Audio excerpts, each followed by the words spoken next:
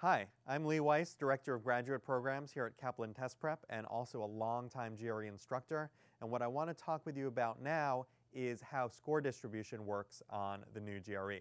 So let's look at how score distribution works. So what I've got here is a bell chart, which shows a normal distribution. It's one of the things that you need to know for the quantitative reasoning sections of the GRE.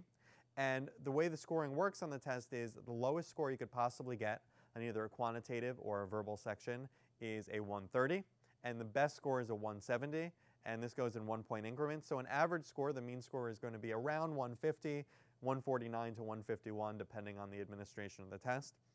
And the key takeaway that I want you to see here is that because there are so few questions on this test, essentially there are 40 scored math questions and 40 scored verbal questions, that small incremental, getting a couple extra questions right, is going to catapult you ahead of other test takers. So for instance, if you're scoring at around the 50th percentile on the quantitative side, say a 149, getting maybe 2 or 3 more questions right could put you in the 60th percentile, which is going to catapult you ahead of tens of thousands of other prospective graduate students and give you a much better chance at graduate school admissions and financial aid that comes with it.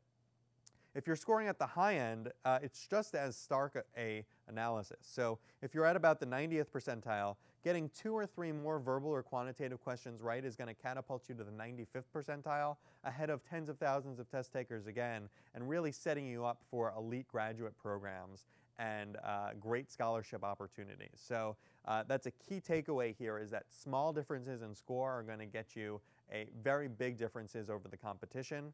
And because everything is so tightly clustered together, it's to your advantage to get ahead of that competition by not making careless errors and by doing everything you can to get a couple of incremental questions right.